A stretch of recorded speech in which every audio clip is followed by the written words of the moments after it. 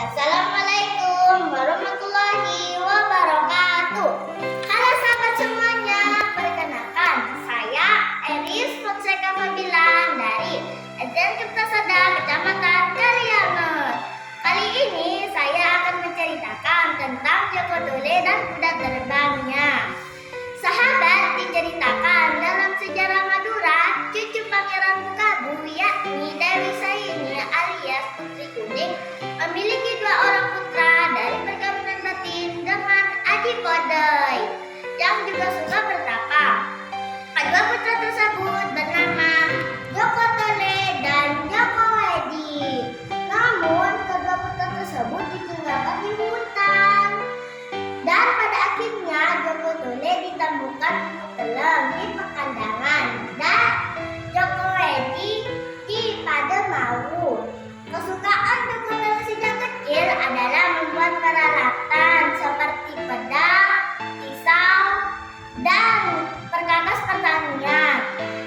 Bahannya terbuat dari tanah liat, namun Joko Tole bisa merubahnya menjadi besi. Pada suatu hari, ayahnya Pukelem dipanggil Raja Majapahit untuk membangun pintu gerbang. Namun selama 3 tahun belum tidak ada kabar sehingga membuat Nyai khawatir. Lalu Nyai menyuruh Joko Tole untuk menyusul ayahnya. Di tengah perjalanan Joko Tole bertemu dengan petapa sakti yang roman mukanya berseri-seri. Ia adalah pamannya sendiri yang bernama Pangeran Adi Rasa. Joko Tole banyak diberi nasihat-nasihat oleh pamannya.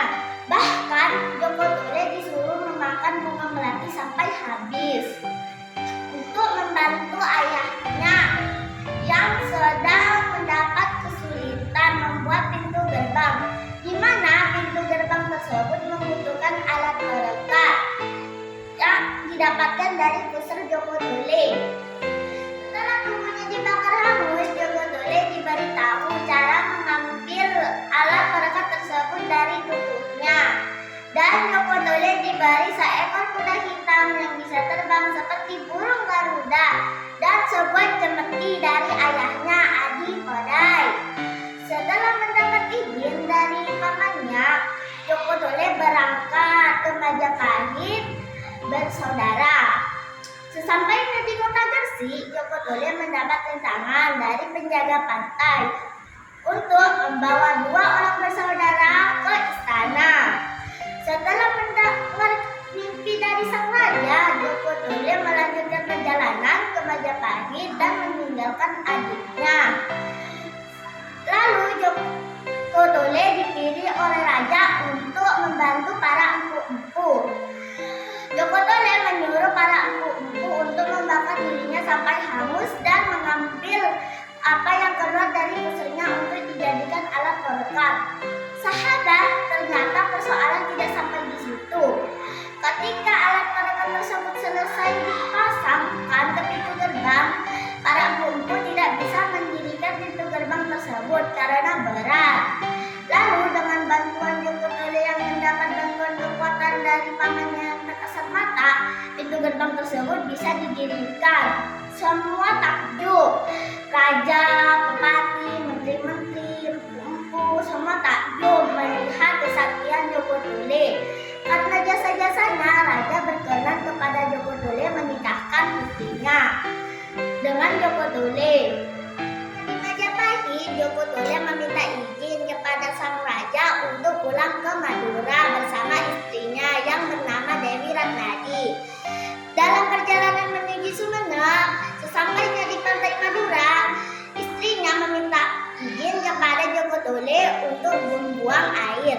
Tetapi di pantai tersebut tidak ada air. Diambillah tongkat istrinya oleh Joko Tole, ditancapkanlah ketanya. Dengan ajaibnya muncullah air yang membasahi mata sang istri yang buta.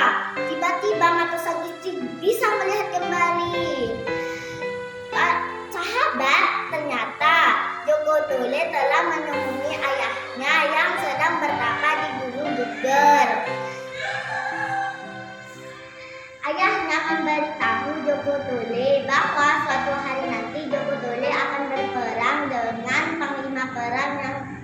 dari Cina yang bernama Dempo Abang. Ketika Joko Tole memegang pemerintahan di Sumeneb yang bergelar Pangeran Sojadiningrat III yang kurang lebih tahun 1415. Datanglah musuh dari negeri Cina yang dipimpin Dempo Abang dan dengan mengendarai kapal layar yang dapat berlayar di atas laut, di atas gunung, di antara bumi dan langit.